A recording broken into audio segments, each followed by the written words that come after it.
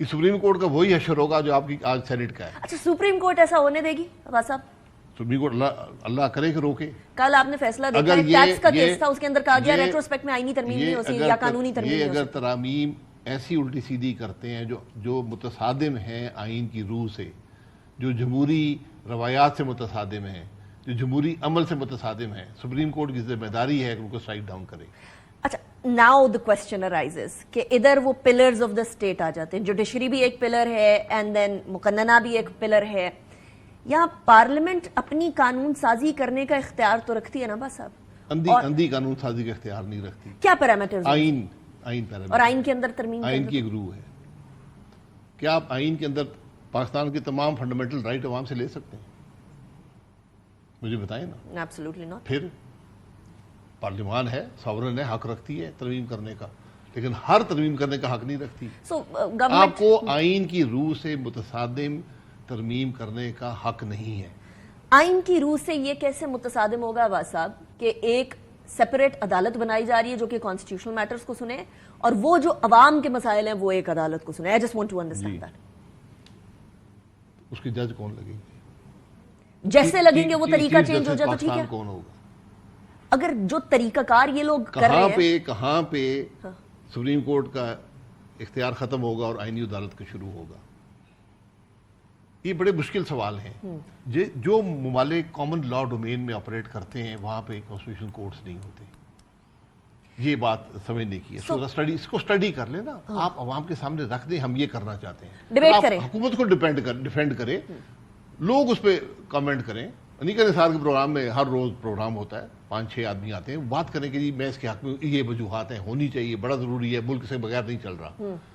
آج یہ مزید آپ کے ملک میں معاملہ تفریق ڈالے گا، مزید کنفیوژن آئے گی. اب نے بڑی انٹرسٹنگ بات کی بات صاحب، ڈیبیٹ کی بات آپ کر رہے ہیں. اچھا ڈیبیٹ میں پرابلم یہ ہے، پرابلم نہیں ایکچولی اچھی بات یہ ہے کہ فار ایگزامپل اگر ڈیبیٹ ہوتی ہے تو اس کے اندر وہ والی سیاسی جماعتیں جو کہ 18ویں ترمیم کا حصہ تھیں یا جو 18ویں ترمیم لے کر آئی تھی، پیپلز پارٹی، اس نے 355 گھنٹوں کی ڈیبیٹ کرائی تھی total.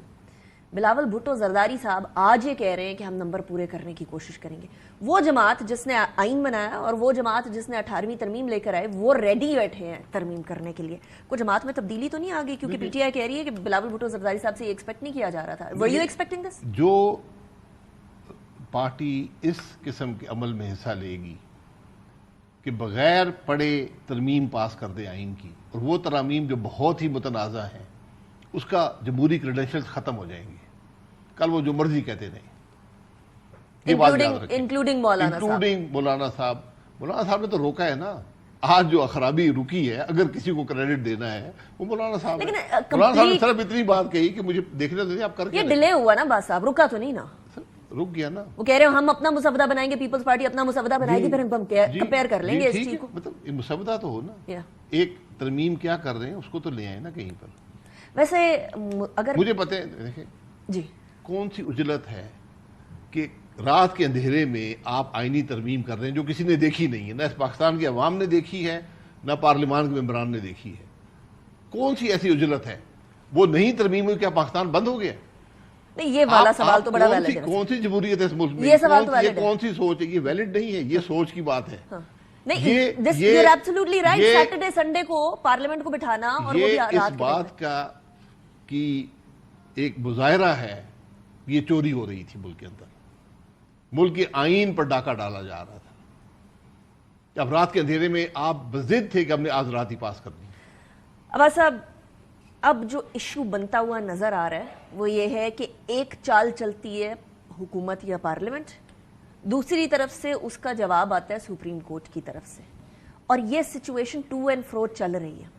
For how long can we sustain this? کیا یہ ملک کے حق میں ہے؟ چالیں چلنے کا وقت نہیں ہے. یہ آپ اس میں عوام کا مسئلہ اس میں پنہا ہے. یہ سارے معاملے میں عوام کا مسئلہ پوشیدہ ہے. حکومت بضد ہے کہ جو سپریم کورٹ فیصلہ کرتی ہے ہمیں قبول نہیں ہے.